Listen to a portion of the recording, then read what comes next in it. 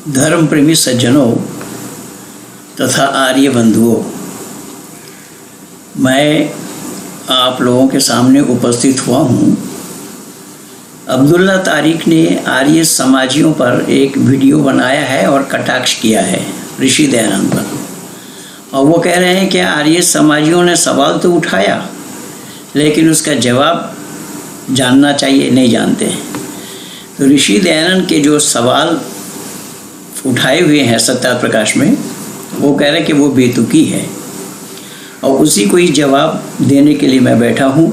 जबकि यही अब्दुल्ला तारिक 2008 के 8 फरवरी में बुलंदशहर ख्वाजपुर नया गांव आर्य समाज में इसके साथ मेरा डिबेट हुआ। 3 घंटा से ऊपर है, उसकी बोलती बंद हो गई और एक शब्द में ही मैंने उसकी बोलती बंद कराई थी, और वो शब्द ये था कि ये कह रहा है कि हम वेद को ईश्वरीय ज्ञान मानते हैं और कुरान को भी ईश्वरीय ज्ञान मानते हैं। तो मैंने पूछा कि वेद को आप ईश्वरीय ज्ञान मानते हैं, कुरान को भी मानते हैं, दोनों में समानता नहीं है, तो दोनों का मानना क्यों संभव हुआ? तो बोले वेद को हम प्रथम ज्ञान मानते हैं और कुरान को अंतिम ज्ञान मानते हैं। मैंने कहा वो ज्ञान किसका है? कि बोला परमात्मा का। मैंने कहा परमात्मा का ज्ञान पूर्ण होता है या अपूर्ण? तो उसने खुद कहा कि परमात्मा का ज्ञान पूर्ण होता है। मैंने कहा जब परमात्मा का ज्ञान पूर्ण होता है तो पहले ज्ञान में कौन सी बात की कमी रह गई थी जो बाद में पूरी की? नहीं दे पाया जवाब, और जवाब देना इन लोगों के लिए संभव भी नहीं है। जब मरियम वाली बात मैंने छेड़ दी कि मरियम कुंवारी अवस्था में संतान को कैसा जन्म दिया, तो तिलमिला गए, और कुरान और बाइबल दोनों टिकी हुई है इसी में, इस अंधविश्वास में। आइए अब्दुल्ला तारिक क्या बोल रहा है उसको आज भली भांति भली प्रकार से मैं इसका जवाब दे रहा हूँ, आप लोग इसको सुनिए। औज़ु बिल्लाहि मिनश शैतानिर रजीम, बिस्मिल्लाहिर रहमानिर रहीम।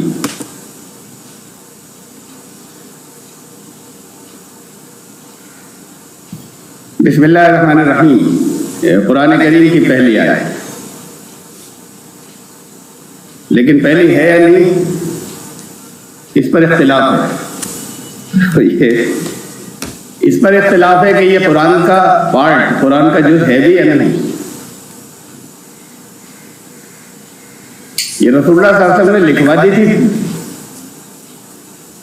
या नाज़िल हुई थी कुरान की आयत की हैसियत से, इस पर इख्तिलाफ है। तो पहले हम उसकी बात करेंगे।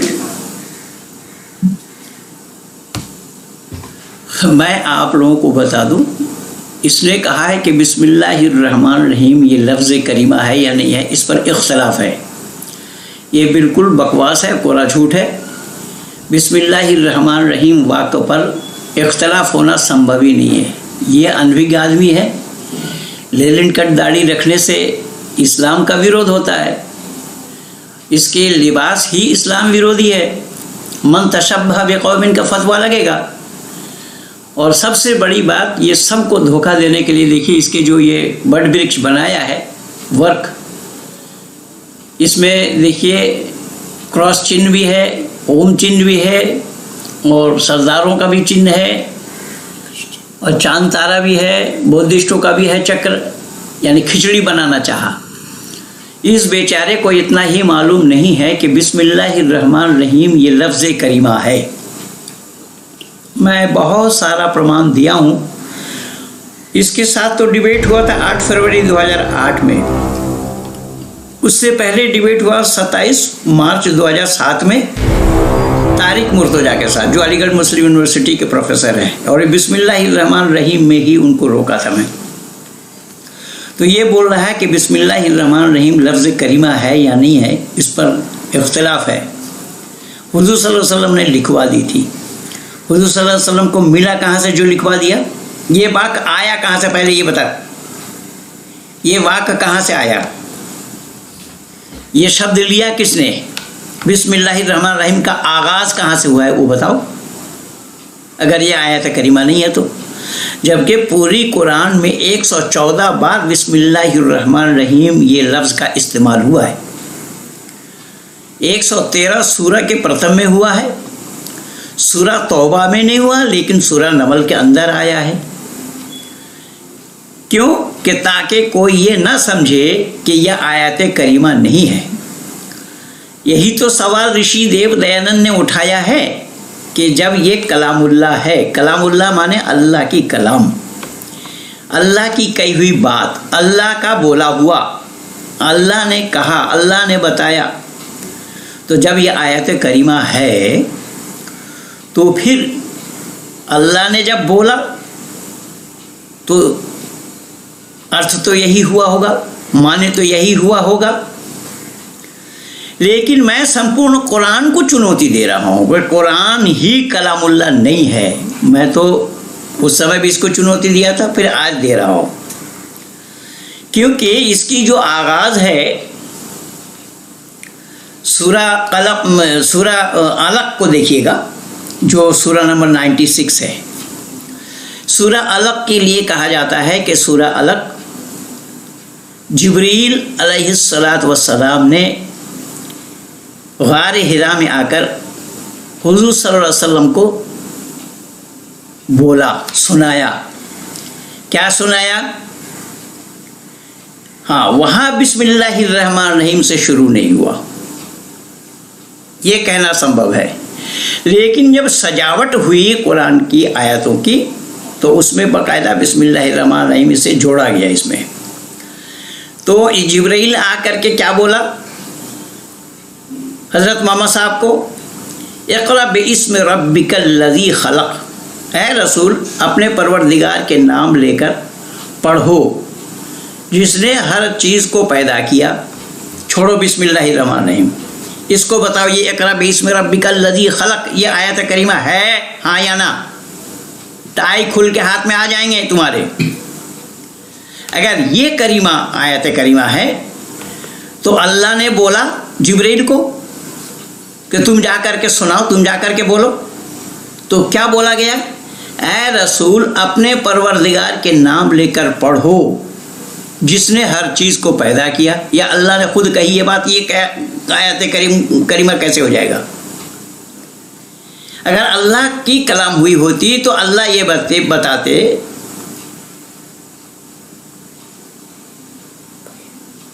कि मेरे नाम से पढ़ो, मैं परवरदिगार हूँ। पर यहाँ तो परवरदिगार के नाम से पढ़ो ये जिब्रील बोल रहा है, तो अल्लाह की कलाम कहाँ से है? ये कलाम जिब्रील की है, जिब्रील बोल रहा है। फिर अगला शब्द क्या दिया देखिएगा, खलक़ल इंसान मिन अलक़, उसने इंसान को जमे हुए खून से पैदा किया।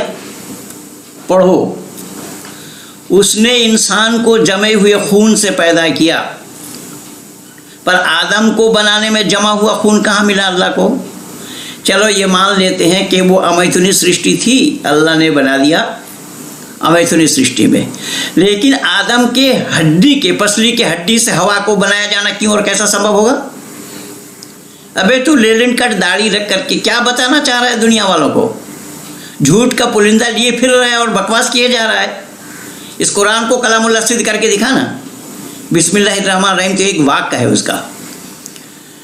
केवल इतना ही नहीं, अगला शब्द आया है आयत नंबर 3, क्या बोला? इक़रा व रब्बुकल अकरम, और तुम्हारा परवरदिगार बड़ा करीम है। ये कलामुल्लाह है, ये अल्लाह का है। तो अल्लाह अगर कहते होते तो अल्लाह ये नहीं बताते कि मैं तुम्हारा परवरदिगार बड़ा करीम हूँ, पर ये तो जिब्रील बोल रहा है और तुम्हारा परवरदिगार बड़ा करीम है। अल्लज़ी अल्लम बिल कलम, कि जिसने कलम से, कलम के ज़रिए से तालीम दी। कहाँ मिल गया था अल्लाह को कलम? कलम किस चीज़ से बनी, किस चीज़ से बनाया गया था कलम को? कौन सा उपकरण था वहाँ पर कलम बनाने के लिए? छुरी कैंची कहाँ मिला था? कौन दिया था ला करके? बनाया था कौन? कलम। ये तो कहाँ उटपटांग बातें कुरान भरी पड़ी है। फिर अगला क्या देखी जाएगी? कल्ला इन्नल इंसाना अल्लम इंसान मालम यालम, ये 5 आयतें जो हैं ये जिब्रील आ करके हज़रत मोहम्मद साहब को गार हिरा में सुनाया था। तो मेरे अच्छे भाई ज़रा ये बताओ ना, ये तो कलामुल्लाह है, छोड़ो बिस्मिल्लाह को, बिस्मिल्लाह पर तुम्हें इख्तलाफ बता रहे हो, लेकिन इख्तलाफ नहीं, मैं सारा प्रमाण इकट्ठा करके दिया हूँ और आज भी दूंगा। कहीं पर इख्तलाफ नहीं है, बिस्मिल्लाहिर्रहमानिर्रहीम ये लफ्ज़ करीमा है। लेकिन ये 5 आयत जो है सूरह अलग का, क्या ये आयत करीमा नहीं है? आयत करीमा अगर है तो अल्लाह ने यही सब बोला, जिसने कलम के ज़रिए से तालीम दी, जिसने कलम के ज़रिए से तालीम दी, अल्लाह ने बोला या नहीं बोला? अल्लाह ने अगर बोला तो जिसने किसने कलम के ज़रिए से तालीम दी? कौन वो था? वो जिसने कलम के ज़रिए से तालीम दी वो था कौन? उसी ने इंसान को ये बातें सिखाई जिसको वो कुछ जानता ही न था। अल्लमल इंसान मा लम यालम, इंसान को वो बातें सिखाई जो वो जानता नहीं था। ये कौन कह रहा है? अल्लाह कह रहे। इसको तो आप डिनाई नहीं कर सकते हो ना, ये तो आयत करीमा है। तो यह आयत करीमा कैसे सिद्ध होगा, कहाँ से सिद्ध होगा? और तुम्हारे परवरदिगार बड़ा करीम है, ये बताया। तुम्हारे परवरदिगार, अल्लाह खुद कहेंगे अपने लिए कि तुम्हारे परवरदिगार, या मैं परवरदिगार, मैं बड़ा करीम हूँ, ये बताएंगे। कहीं से भी तुम लाओ, तुम जहाँ से हवाला ले रहे हो, जहाँ से प्रमाण दोगे, मैं वहीं से तुम्हें बता दूंगा कि ये करीमा नहीं है, यह अल्लाह की कलाम नहीं है। तारिक फतेह साहब, तारिक मोहम्मद साहब, अल्लमा लिखते हैं आप, अल्लमा है। उस 8 फरवरी 2008 की बात याद नहीं है? 3 घंटा पसीना पसीना हो रहे थे, 3 घंटे में अल्लमा याद नहीं आ रहा है क्या? अब फिर बकवास कर रहे हो आर्य समाजियों पर दोष दे कि आर्य समाजियों के लिए क्या कह रहे हैं। ये जिसने ये बताया है, इसमें जो कुरान कलामुल्लाह है, खलक़ल इंसान बताया कि उसने इंसान को जमे व खून से पैदा किया। उसने, किसने? अगर कलामुल्लाह है तो अल्लाह ये नहीं बोलते कि मैंने जमे हुए खून से इंसान को पैदा किया। उसने, इसका मतलब किसी और को दिखाया जा रहा है। उसने, किसने? केवल इतना ही नहीं, ये जिस बिस्मिल्लाहिर्रहमानिर्रहीम पर ये एतराज़ कर रहे हैं, मैं आगे भी दिखाऊंगा, अब भी दिखा रहा हूँ। ये जिस बिस्मिल्लाहिर्रहमानिर्रहीम पर एतराज़ कर रहे हैं, ये तफसीर इब्न कसीर में ये क्या दिया है, ये देखिएगा। तफसीर इब्न कसीर ये बताता है, तफसीर इब्न कसीर ये मोतबर तफसीर है, और जिस तफसीर से बोलेंगे उसी तफसीर से ही मैं दिखा दूंगा। ये जिस तफसीर की बात करेंगे उसी तफसीर से मैं दिखा दूंगा कि बिस्मिल्लाहिर्रहमानिर्रहीम ये लफ्ज़ करीमा है, आयत करीमा है, अल्लाह की कही हुई है, अल्लाह ने बोला है, अल्लाह ने कहा है, अल्लाह ने बताया है, अल्लाह ने सुनाया है। इसके बावजूद भी इसकी जानकारी इसको नहीं है, क्योंकि ये इस्लामिक स्कॉलर नहीं है। इस्लामिक स्कॉलर कोई टाई पहन करके इस तरीके से मखौल थोड़ा ही करेगा जैसा जाकिर नाइक कर रहा है, क्योंकि ये इस्लामिक स्कॉलर नहीं है, ये अलिफ बे भी नहीं जानता है। अब यहाँ इब्न कसीर में साफ साफ लिखा है कि हुजूर सल्लल्लाहु अलैहि वसल्लम जब एक सूरा को ख़त्म करके दूसरी सूरा बोलते थे तो बिस्मिल्लाहिर्रहमानिर्रहीम ही बोला जाता था, नहीं तो उनको पता नहीं लग पाता था कि दूसरी सूरा यहाँ पर शुरू हो रहा है। ये मैं नहीं कह रहा हूँ भाई, ये किताब तो तुम्हारी है, ये किताब तो मेरी लिखी हुई नहीं है, ये किताब तो तुम्हारी है। तुम इस किताब का खंडन करो ना, पहले अपने घर को संभालो, छोड़ो आर्य समाजियों को, छोड़ो दयानंद को। वेद का वाह तुम जानते नहीं हो, क्या वेद लेकर के बैठे? वेद का पहला अक्षर वाह क्यों लगा, वाह क्यों नहीं लगा, इसका पता भी तुम्हें नहीं मालूम, ना जानते हो तुम। इसीलिए मैं कहाँ कहाँ दिखाऊं, जहाँ बोलोगे वहीं से दिखा दूंगा। ये देखो पूरा इब्न कसीर पेज भरा पड़ा है, सब मैं अंडरलाइन कर रखा हूं। आओ मैदान में आओ। तुमने खुद वादा किया था उस दिन, तुमने खुद वादा किया था उस दिन कि हर सप्ताह मैं आपके पास आकर के बैठने के लिए तैयार हूं। तुम कितने, मैं कई बार रिमाइंडर दे चुका हूँ, तुम कितने झूठे हो, मक्कार हो। यही तो वमकरू वमकर अल्लाह वल्लाहु खैरुल माकिरीन है। यही तो तुम लोगों की मक्कारी है। जब अल्लाह खुद मकर करते हैं तो तुम मकर नहीं करोगे। तुमने खुद वादा किया था कि हर सप्ताह हम आपके साथ बैठने के लिए तैयार हैं, आज तक नहीं आ पाए और ना आने की हिम्मत है। मैं तो क़यामत तक समय दे रखा हूँ। आओ देखिए ये आगे और क्या बोल रहा है। अभी आयत सूरह नंबर 1 आयत नंबर 1, ये नंबर अभी हम हटा देते हैं और उसके बाद बात करते हैं। सूरह फातिहा में 7 आयत हैं। इस पर इज्मा, इत्तेफाक, सर्वसम्मति है। दुनिया के तमाम स्कॉलर्स ने हमेशा इत्तेफाक राय रहा है कि सूरह फातिहा में 7 आयत हैं और ये आयत है आपके सामने इस वक्त सूरह अल-हिज्र की आयत नंबर 87, वलक़द आतैनाका सबअम मिनल मसानी वल क़ुरानिल अज़ीम। हमने तुम्हें 7 बार बार रिपीट करने वाली भी लफ्ज़ आयत नहीं आया। 7 वो दिए जो बार बार रिपीट होते हैं या होती हैं और कुरान अज़ीम दिया। इसकी बहुत सी तफसीरें हैं और बहुत सी चीजें मुमकिन है। ये 7 बार बार रिपीट होने वाली क्या हैं, लेकिन फिर इस पर इत्तेफाक राय है कि एक तफसीर इसकी ये भी है कि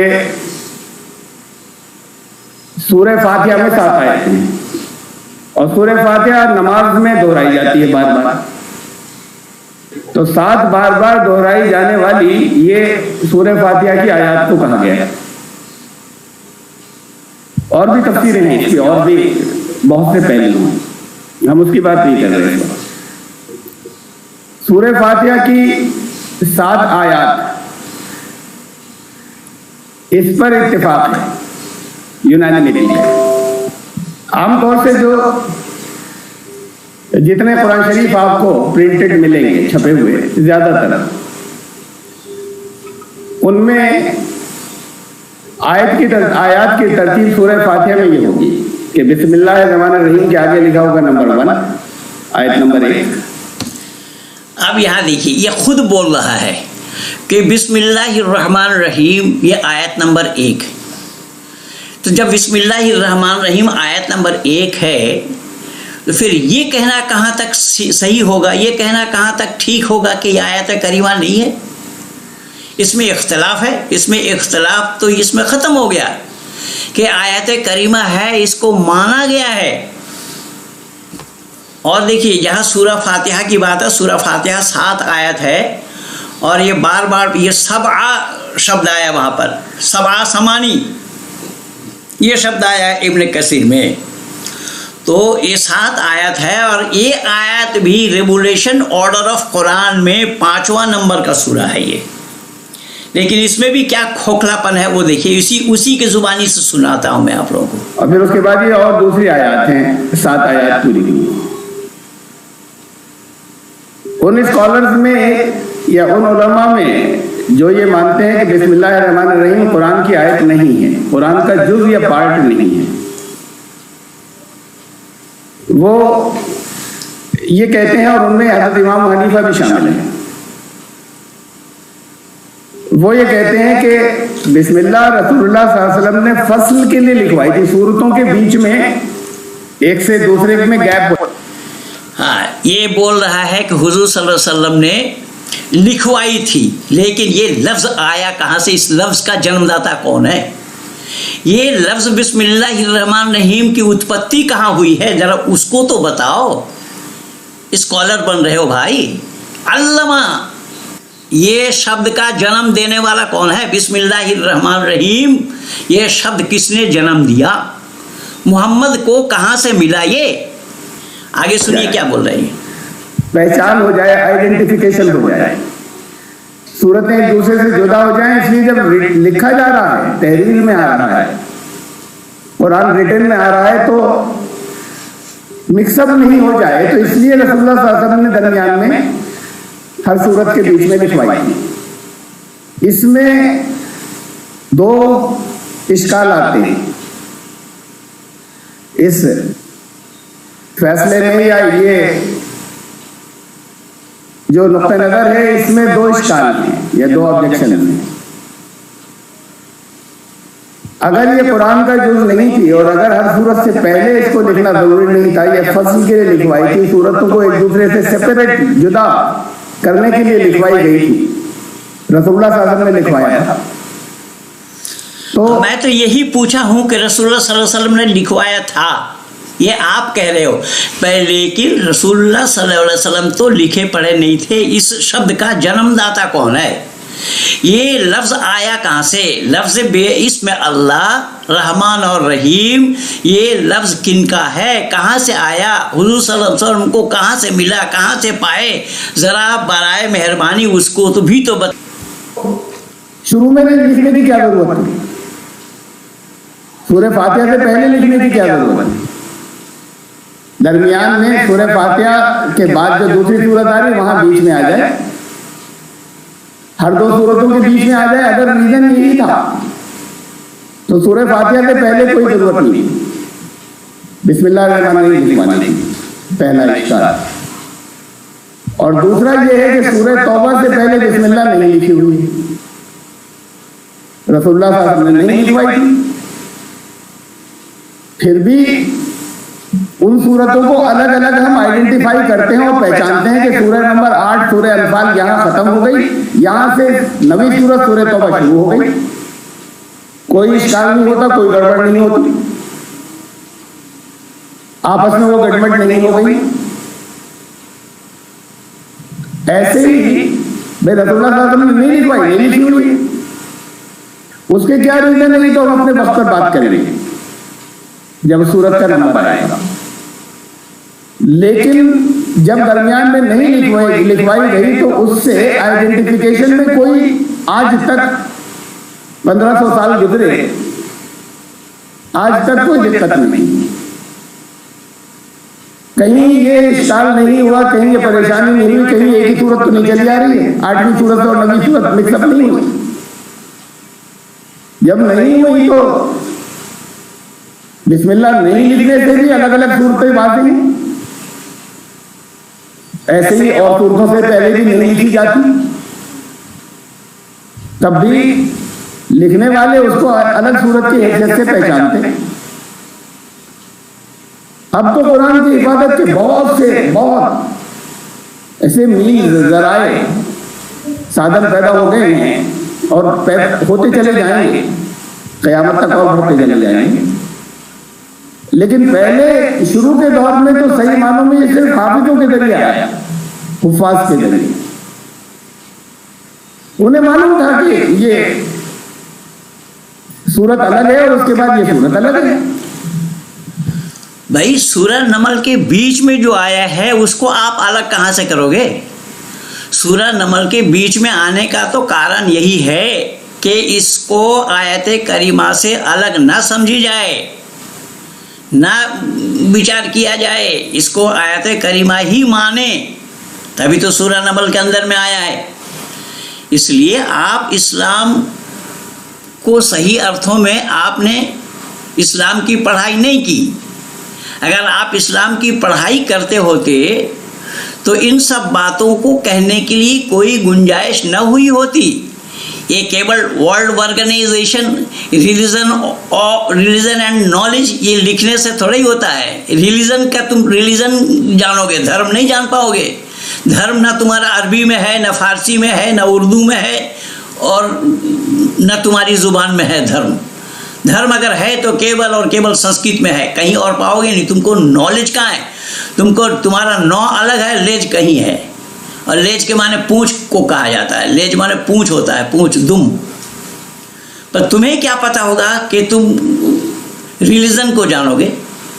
और कुरान के बारे में जो बता रहे हो, कुरान के बारे में जो जानकारी आप दे रहे हो, पहले नवी सूरत से पहले नहीं लिखी हुई है तो नहीं लिखी हुई, सूरतें अलग मानी जाती हैं। बहरहाल कुछ कुरान शरीफ ऐसे भी आपको मिलेंगे छपे हुए जिसमें बिस्मिल्लाहिर्रहमानिर्रहीम के आगे वो जो आयत का एक सिंबल होता है, गोल निशान, सर्किल, दायरा उसमें नंबर 1 नहीं पड़ा होगा। अल्हम्दुलिल्लाह रब्बिल आलमीन पहली आयत। अब ये दोनों की आपके सामने पिक्चर में, ये जो पहले पिक्चर आई थी, ये बिल्कुल सही कह रहे हैं आप, दोनों में ये पिक्चर अलग अलग हैं। तो इसका लिखने वाला कौन है, इसका बनाने वाला कौन है, छापने वाला कौन है इस किताब को? तो अपने लोगों को संभालो ना पहले। खुद शीशे के घर में बैठ करके दूसरे के घर में पत्थर मार रहे हो, तो तुम इसको संभालते क्यों नहीं? कि ये जो 1 नंबर लिखा है, 1 नंबर लिखने वाले को ये बताना चाहिए कि इस कुरान में बिस्मिल्लाहिर्रहमानिर्रहीम में नंबर 1 लिखा नहीं है, अल्हम्दुलिल्लाहि रब्बिल आलमीन में नंबर 1 लिखा है। तो सुधार तो अपने घर का करो ना भाई। तुम अपने घर को सुधार नहीं पाए, तुम वेद के पीछे चले। वेद को दयानंद ने क्या बोला, तुम्हें उसको जानकारी नहीं है, उसको तुम जान भी नहीं पाओगे क्या बोला गया। आगे देखिए क्या बोल रहा है। और ये अल्हम्दुलिल्लाह रब्बिल आलमीन जो है ये बता रहा है, इसमें भी खोखला है। मैं वो भी दिखा दूँ आपके सामने। ये इसमें अल्हम्दुलिल्लाह रब्बिल आलमीन, ये जो लेफ्ट हैंड पर है आयत नंबर 2 है। अभी एक आयत का फर्क चल रहा है, तो फिर दोनों में 7 कैसे पूरी हो गई? दोनों में 7 ही पूरी हुई। 7 इस तरह पूरी हुई कि हज़रत इमाम हनीफा और वो दूसरे अफराद जो बिस्मिल्लाह को आयत नहीं मानते, कुरान का जुज़ या पार्ट नहीं मानते, वो एक आयत दरमियान में एक्स्ट्रा लगाते हैं। उस जगह आयत को वो मानते हैं कि एक आयत यहाँ थी, आयत यहाँ खत्म हो रही थी, ये इस जगह सिरातल लज़ीना अनअमता अलैहिम। यहाँ ये बारीक सा जो लिखा हुआ है, इसमें छपा हुआ, वो मैंने यहाँ नुमाया कर दिया है। ये 5 जैसा जो लिखा है अरबी में, अरबी के 5 जैसा, ये कुरान शरीफ में चंद जगहों पर और है ऐसे। ये माना ही जाता है, ये सिंबल है कि हजरत इमाम हनीफा के नजदीक यहाँ पर आयत थी। ये चंद जगहों पर और भी है। तो ये तो सिंबल है उनके नजदीक, इसे माना जाता है हजरत इमाम हनीफा के नजदीक आयत। एक आयत यहाँ आ रही है।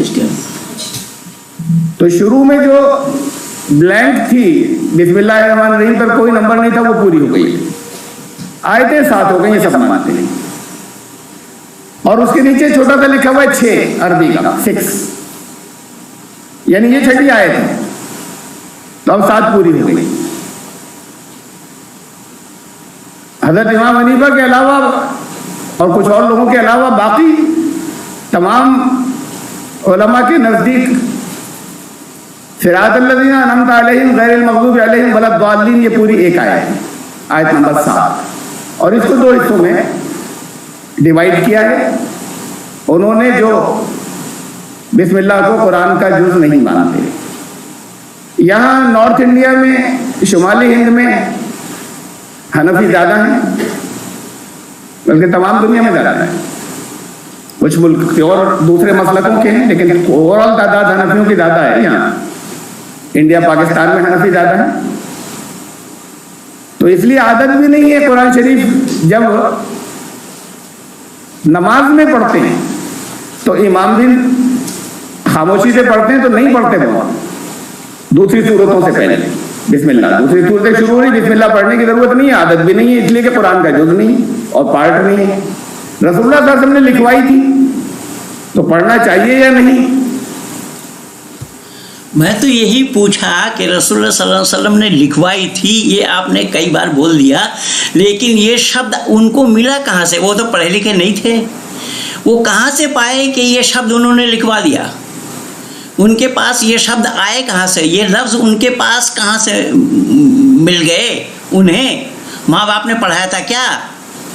किसने जानकारी दी कि बिस्मिल्लाहिर्रहमानिर्रहीम में कोई अल्फाज है, कोई वाक्य है, कोई वर्ड है? उनको कहाँ से मिल गया? उसको क्यों नहीं बता रहे आप? ये मसला अपनी जगह पर है। अब उनका जब नुक्ता नजर ये है कि ये सिर्फ सूरतों को सेपरेट करने के लिए लिखवाई थी, जुदा करने के लिए, तो नहीं भी पढ़ते, पढ़ लें तो कोई हर्ज भी नहीं है उनके नजदीक। बास के नजदीक, दूसरों के नजदीक जरूरी है कि रसूलुल्लाह सल्लल्लाहु अलैहि वसल्लम ने लिखवाई थी तो जरूरी है। अब एक सबूत तो इसका यह है कि बिस्मिल्लाह कुरान की आयत है। एक सबूत इसका यह है कि दुनिया में आज तक जितने कुरान प्रिंट हुए, हाथ से लिखे गए या छपे, उन सब में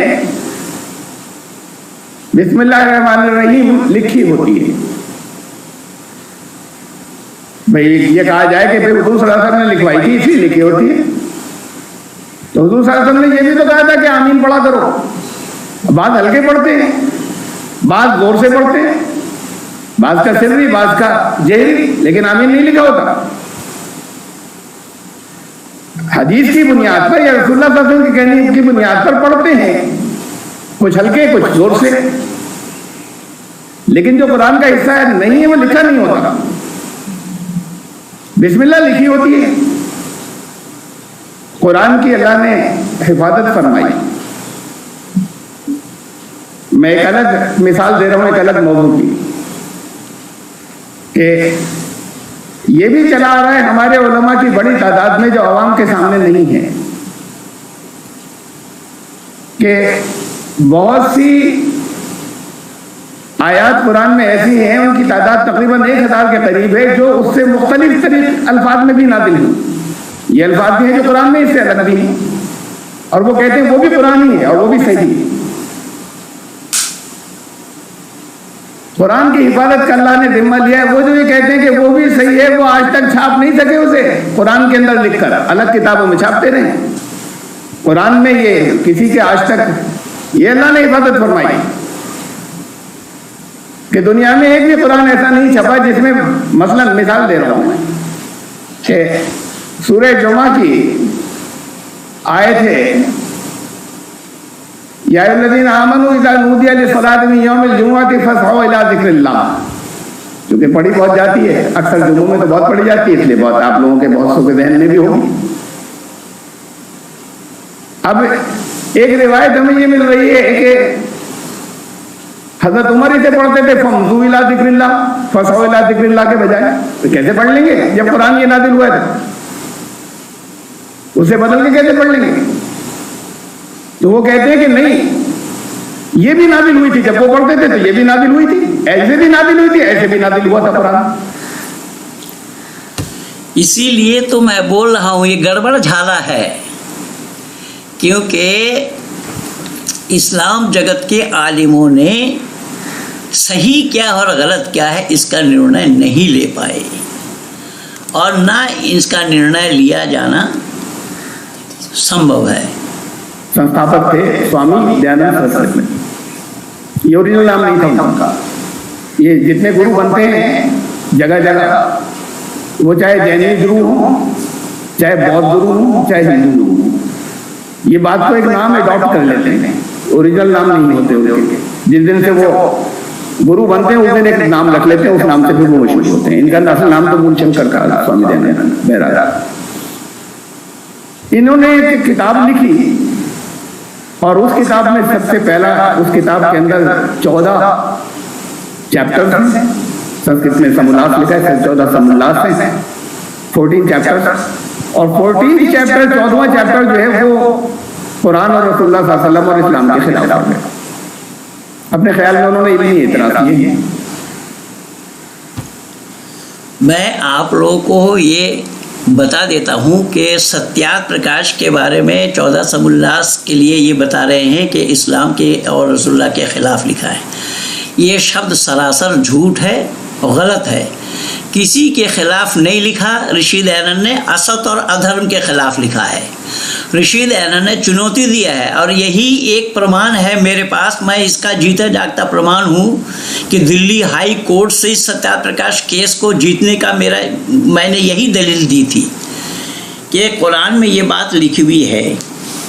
कुरान में अगर ये बात लिखी हुई नहीं है तो ऋषि दयानंद कहाँ से लेते? अगर ओरिजिनल किताब में ये बात लिखी हुई है तो दयानंद पर क्यों दोष दिया जा रहा है? Justice SN. ढींगरा साहब ने इस बात को भली भांति समझा और उस केस को डिसमिस कर दिया। तो इसने बोला कि ऋषि दयानंद ने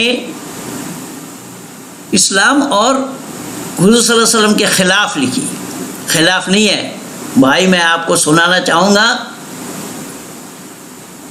अल्लामा साहब कि आईना चेहरे का हर दाग दिखा देता है, ये उसकी फितरत का तकाज़ा है, ये शिकवा कैसा। आप सत्यार्थ की तनकीद से नाराज़ ना हो, सत्यार्थ वाले यही सत्यार्थ प्रकाश, सत्यार्थ की तनकीद से नाराज़ ना हो, उसमें जो आलोचना किया गया है उससे आप नाराज़ ना हो। अपने चेहरे को ही धो डालिए और ये गुस्सा कैसा। ऋषि दयानंद ने जिन दागों को दिखाया है उन दागों को धोइए, आईना के सामने में खड़ा हो जाइए, आपका चेहरा बिल्कुल फ्रेश नज़र आएगा। जब चेहरे में दाग लगा हुआ है वही दाग ही तो ऋषि दयानंद दिखा रहे हैं। ऋषि दयानंद ने किसी का विरोध नहीं किया। गैर इल्मी चीजें हैं, बिल्कुल इल्मी नहीं, और बहुत सख्त जबान में है, बड़ी दिल दुखाने वाली जबान के अंदर है, इसे तो छोड़ें हम। लेकिन हमें एतराज़ात के जवाब मांगने चाहिए, इसलिए कि हर आर्य समाजी का वो बिल्कुल ऐसा है जैसे उनकी बाइबिल है, वो रटा हुआ है, सैकड़ों दफा पढ़ा हुआ है सत्यार्थ प्रकाश। तो वो एतराज भी सारे उनके दिमाग में बैठे हुए हैं कि कुरान तो बिल्कुल अल्लाह का कलाम नहीं। देखिए इसके ऊपर इतने एतराज आते हैं, उसमें पहला एतराज बिस्मिल्लाह, कुरान की पहली आयत पर है। उसमें पहला एतराज कुरान की पहली आयत पर यह है कि वो ये कहते हैं बिस्मिल्लाहिर्रहमानिर्रहीम। अब तर्जुमा आपके यहाँ क्या क्या लिखा हुआ है इसका, सब जगह तकरीबन ऐसी है। शुरू कर, ये मैं पहले ही बोल चुका हूँ, ये साहब जो बोल रहे हैं इस पर मैं इस वीडियो के पहले ही बोल चुका हूँ, प्रमाण दे चुका हूँ, हवाला दे चुका हूँ, इन्हीं की किताब से हवाला दिया हूँ।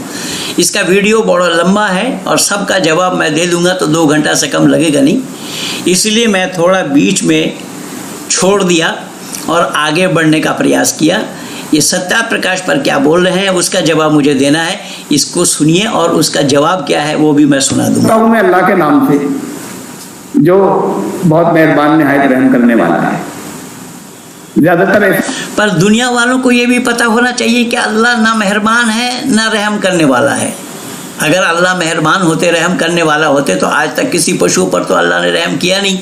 जिन पशुओं को गले में छुरी चलाया जा रहा है, जो अल्लाह कुर्बानी करने का हुक्म दे, जो अल्लाह कुर्बानी अपने बेटे को, अपने पैगंबर को, अपने बेटे को कुर्बानी देने के लिए जो हुक्म दे, वो रहम वाला कहाँ से हो जाएगा भाई? रहम कहाँ है उसके अंदर? वो रहम वाला बता रहे हो? सामने आने से तुम, उस दिन तो तुम्हारी सिट्टी पिट्टी गुल हो गई थी ना 8 फरवरी 2008 को। आज भौंक रहे हो, सामने आने की हिम्मत तो है नहीं। और उस दिन वादा भी किया था हर सप्ताह आने के लिए, आज तक शक्ल नहीं दिखा पाए। अभी उस राजस्थान वेबिनार वाला जो कार्यक्रम था, वैसे ही राजस्थान आर्य प्रतिनिधि सभा की ओर से, उसमें तो वो वीडियो काम नहीं किया। नहीं, उसी दिन ही मैं तुम्हारा अल्लाह उस समद को ही दिखा देता जो तुम सूरह इखलास बोल रहे थे। खैर चलो सुनिए ये अभी क्या बोल रहे हैं। उन्होंने यही किसी जगह का नकल किया है।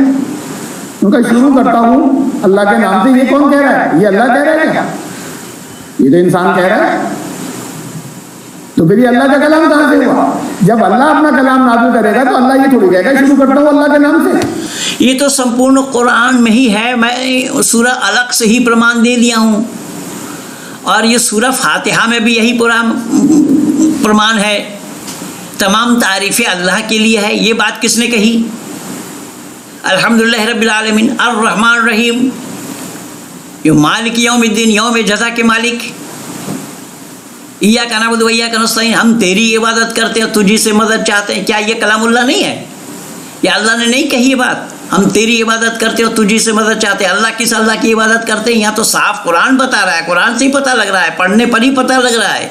ये कलामुल्लाह नहीं है। ये बोला ना, ये रेवोल्यूशन ऑर्डर ऑफ कुरान में 5वां नंबर क्या आया था? ये कलामुल्लाह नहीं है, इसका प्रमाण दो ना। इय्याका नअबुदु व इय्याका नस्तईन, ये कहाँ से है?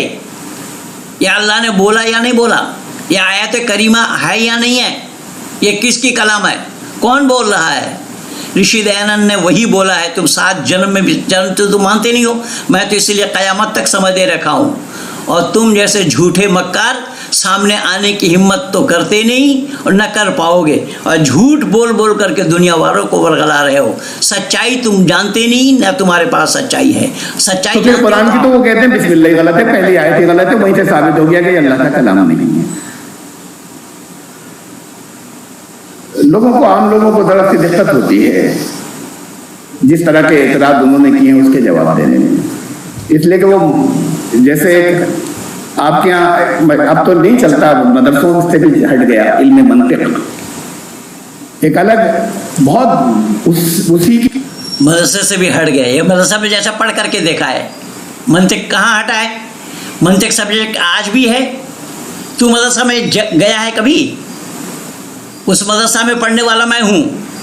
मंतिक सब्जेक्ट था, है, और जब तक मदरसा रहेगा कायम धरती पर तब तक वो मंतिक सब्जेक्ट रहेगा।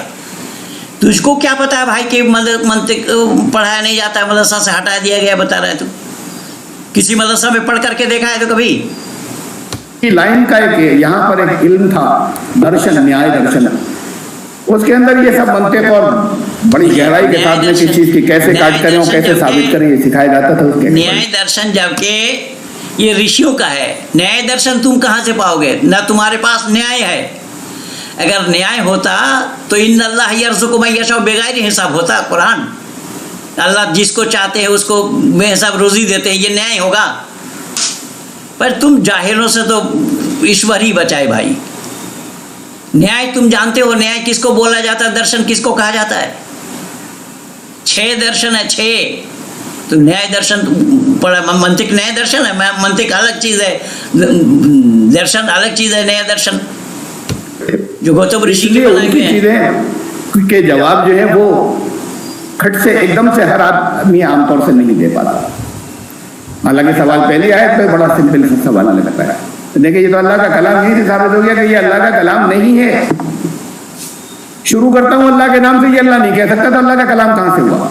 ये तो इंसान की लिखी हुई बातें लिख दी उन्होंने और कह दिया ये अल्लाह का कलाम उन्होंने। हाँ, तो ये बात जो ऋषि दयानंद ने जो सवाल उठाया ये तो बिल्कुल बरहक है। लिख दिया जिसने, तुमने बोला कि हज़रत मोहम्मद साहब ने लिखवाया, तो हज़रत मोहम्मद साहब को ये आयत मिली कहाँ से, ये लफ्ज़ कहाँ से मिला, ये वाक्य कहाँ से पाए? वो पढ़े लिखे नहीं थे, वो अरबी का अलिफ भी नहीं जानते थे, वो कहाँ से जाने ये अल्फाज, कहाँ से जाने ये वाक्य जो उन्होंने मोहम्मद साहब ने सल्लल्लाहु अलैहि वसल्लम। जवाब तो अपनी जगह, लेकिन जवाब सबसे अच्छा वो होता है जहां हम हमारी फील्ड में घुसकर बातें कर रहे हैं ना। एक अटैकर है, घुसाया, अब तो ये एक दूसरे से धक्का दे रहे हैं सीमाओं के पार, बाउंड्रीज के पार। अरे आप वहां घुसकर कीजिए बात उनकी बाउंड्री में, तो फिर वो डिफेंसिव हो जाएंगे। आपको घुसने की बात मैं बता रहा हूं कि कैसे घुसते हैं इस जवाब के देने में। वो पहले वो अपना डिफेंस करें, जवाब दें। ऋग्वेद, वो वेद को हिंदुओं की बड़ी तादाद, उनके स्कॉलर्स की तकरीबन सारी आवाम से तो बहुत काट दिया था, अब आवाम भी नाम सुनने लगे।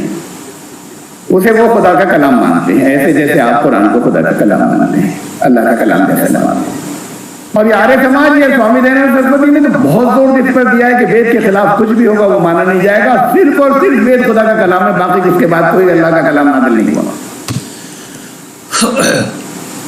अब्दुल्ला तारिक साहब, आपको ये मालूम नहीं है कि वेद परमात्मा ने बोला है क्या? जैसा आप अल्लाह का कलाम मानते हो, अल्लाह का बोला हुआ मानते हो कुरान को, लेकिन वेद परमात्मा ने बोला नहीं, ऋषियों से बुलवाया है। यही तो कारण बना कि यहाँ अग्नि मीड़े पुरोहितम यजस देव मृत्युजम होतारम रत्नधातमम, ये शब्द जो है उच्चारण करने वाला ऋषि है, अल्लाह नहीं है। यही तो तुम जाहिल लोगों के दिमाग में नहीं आ रही है, नहीं जान रहे हो, और आलिमों के नज़दीक आ कर के तुम बात करना नहीं चाहते, और ना तुम्हारे पास समय है, इसलिए तुम झूठ बोल रहे हो। तुमको ये जानकारी नहीं है, तुम अनभिज्ञ हो, अनजान हो, इस वेद के बारे में तुम्हें कुछ भी जानकारी नहीं है, तुमने गलत बयानी की है, बस यही है। और जितनी और किताबें कहीं कुछ उसके खिलाफ मिलता वो नहीं माना जाएगा। आर्य समाज का तो बहुत ज्यादा जोर है इसके ऊपर, इसलिए वो और ऋग्वेद और ये जो वेद है ये 4 हैं, आप ऐसे जानते नहीं उसके लोग, ऋग्वेद, यजुर्वेद, सामवेद और अथर्ववेद। उसमें ऋग्वेद सबसे ज्यादा अहमियत के हिसाब से, या नाम बहुत ज्यादा उसका सबसे ज्यादा आता है, वो पहला वेद माना जाता है। और ऋग्वेद के, अब ये पहला वेद और पहले वेद का, इसके भी कई क्लासिफिकेशन है, जैसे आप बोलते हैं ना सूरत नंबर क्या और आयत नंबर क्या, या रुकू नंबर क्या, आयत नंबर क्या, ऐसी उसके पढ़ने के क्लासिफिकेशन है उनके यहाँ। ये नाम मैं जो ले रहा हूँ, उसका मंडल नंबर 1, उसका मंडल में बहुत से सूक्त होते हैं, जैसे एक सूरत में बहुत से रुकू हों, सूक्त नंबर 1, और सूक्त में बहुत से मंत्र होते हैं, जैसे रुकू के अंदर बहुत सी आयतें होती हैं। मिसाल में रख रहा हूँ, मैं ये नहीं कह रहा कि आप मंत्र को आयत माने और सूक्त को आप रुकू माने। तो ऐसे ही वो हर बहुत से मंडलों में तकसीम है। ऋग्वेद 10 मंडलों में, उसमें हर मंडल में बहुत से सूक्त हैं, हर सूक्त में बहुत से मंत्र हैं। पहले मंडल का पहले सूक्त का पहला मंत्र है ऋग्वेद, यहाँ से स्टार्ट हो रहा है, जिस जगह से शुरू हो रहा है, जैसे कुरान बिस्मिल्लाह रहमान रहीम से शुरू हो रहा है। वो मंत्र पहला ये है, अग्निमीले प्रोहितम यज्ञस्य देवम ऋत्विजम होतारम रत्न धातम। ये बात की तो सारी सिफात है, एट्रीब्यूट्स, हम उन्हें हटा दे। इसमें मैं आपको इसी वेद मंत्र का पूरा अर्थ उठा करके दे रहा हूँ अभी, इसलिए मैं निवेदन कर रहा हूँ कि आप लोगों को ये जानना बहुत ज़रूरी है कि वेद मूलतः 4 नहीं है, वेद एक ही है। वेद माने ज्ञान है। जो ऋग, यजुः, साम और अथर्व, ये 4 भागों में बटा हुआ है। ज्ञान, कर्म, उपासना और विज्ञान, ये चारों ऋषि ने अलग अलग करके दिया है। इसलिए ये ऋषि के वाक्य हैं। ईश्वर के वाक्य कहाँ से हो जाएंगे, कैसे हो जाएंगे? ईश्वर अल्लाह जैसा शरीरधारी थोड़ा ही है जो बोलेगा। अल्लाह शरीरधारी है, मुजस्सिम है। अल्लाह को ला मुजस्सिम कहना या मानना कुरान से ही संभव नहीं होगा। कुरान के अनेक आयतों में मैं ये सिद्ध कर चुका हूँ कि अल्लाह मुजस्सिम है, शरीरधारी है, जो 7वां आसमान पर बैठ रहा है। वयहमिलु अर्शा रब्बिका फौक़हुम यौमइज़िन समानिया। जब अल्लाह ताला 7वां आसमान से नीचे की ओर उतरेंगे, 8 फरिश्ते उसको पकड़ करके नीचे उतारेंगे। तो उस अर्श पर बैठने वाला कौन है? लामुजस्सिम या शरीर वाला? इसलिए इस वेद का मैं आयत उठा करके, वेद का ये मंत्र उठा करके मैं आपको दे रहा हूँ। उसका भाव क्या है, क्या उसका अर्थ है, जिसे ये जानते नहीं है।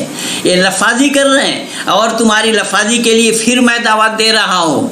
अब्दुल्ला तारिक साहब, फिर मैं दावत दे रहा हूँ। आपने वादा किया था, और मैंने जाकिर नाइक को जो सवाल लिखा था, वो सवाल नामा भी मैंने आपको पकड़ाया था उसी 8 फरवरी 2008 को। आज तक उसके जवाब नहीं दे पाया। आपने कहा था कि मुझे दीजिए, मैं प्रयास करूँगा। आज तक प्रयास आपकी जारी है, आज तक जवाब नहीं दे पाए, और ना जवाब दिया जाना संभव होगा। मैं क़यामत तक समय दे रखा हूँ। इसीलिए तो मैं बोल रहा हूँ कि केवल कुरान को कलामुल्लाह सिद्ध करके दिखाओ, हमें और कोई आवश्यकता नहीं है। कुरान को कलामुल्लाह सिद्ध करके दिखाओ। अगर सिद्ध हो जाए तो मैं इस्लाम स्वीकार कर लूँगा, अकेला नहीं, सांगो पांग। और सिद्ध नहीं कर पाए फिर मैं वेद को सिद्ध करूँगा। ईश्वरीय ज्ञान वेद है। क्यों है? अगर वेद को ईश्वरीय ज्ञान सिद्ध हो जाए तो सांगोपांग आपको भी सत्य सनातन वैदिक धर्म स्वीकार करना पड़ेगा। आओ, हिम्मत है तो मैदान में आओ। इसीलिए तो मैं निवेदन कर रहा हूँ अब्दुल्ला तारिक साहब कि आप उन दिनों में भी वादा किया था, उस वादा को आज तक नहीं निभा पाए, और मैं आज फिर निमंत्रण दे रहा हूँ। आपको ही नहीं, आपके जितने भी इस्लाम जगत के आलिम कहलाने वाले हैं, ये सब लफाजी कर रहे हैं, वीडियो खेल रहे हैं। सामने आकर के डिबेट करने के लिए हिम्मत किसी के पास नहीं है। मैं चुनौती पर चुनौती दिया हूँ। बहुत सारे मौलानाओं के वीडियो बनाना बंद हो गया है मेरी चुनौती में। अब तो मेरे बच्चे भी चुनौती देने लगे हैं। आइए, आपके पास अगर इल्म है, आपके पास अगर ज्ञान है तो आप आइए, स्वागत है आपका। और फिर मैं बता देता हूँ कि ग्रेटर नोएडा सूरजपुर आर्य समाज के प्रांगण में खुली जगह है, खुले मैदान में ही हम डिबेट करेंगे। हम हार गए तो हम इस्लाम स्वीकार करेंगे, आप हार गए तो वैदिक धर्मी आप बनेंगे। 2 टुक में ये बातें हैं, पर पहले स्टैम्प पेपर में लिखा पढ़ी करना होगा।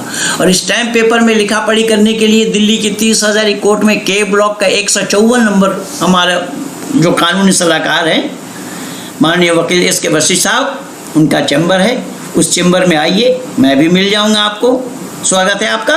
वहीं बैठ करके दोनों भाई कागज़ बना लेंगे, फिर उसके बाद दुनिया वालों के सामने में रखेंगे। सच क्या है और गलत क्या है दुनिया वाले ही निर्णय लेंगे, दुनिया वाले ही बताएंगे किन के पास सच है, कहाँ सच है, कुरान सच है या वेद सच है।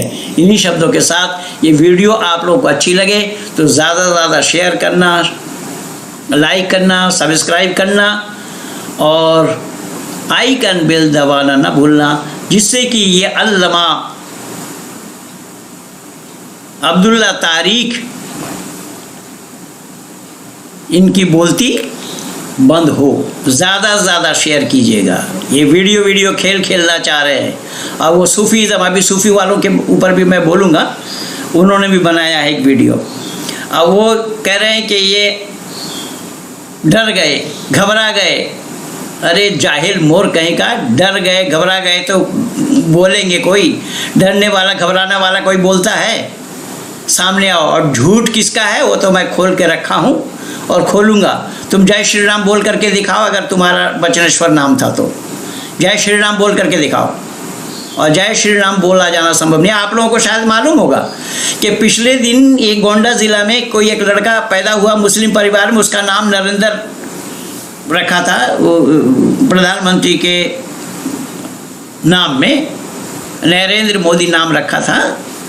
उसको फौरन हटा दिया गया, बदला गया है। ये है इस्लाम। इस्लाम की दकियानूसीपन मैं आप लोगों को बहुत बताया हूँ और भी बहुत है, मैं ज़िंदगी भर बोलता रह जाऊँगा, फिर भी समाप्त होने वाला नहीं है। ये इस्लाम एक कैंसर है, कैंसर जो मानव समाज में घर कर गया है।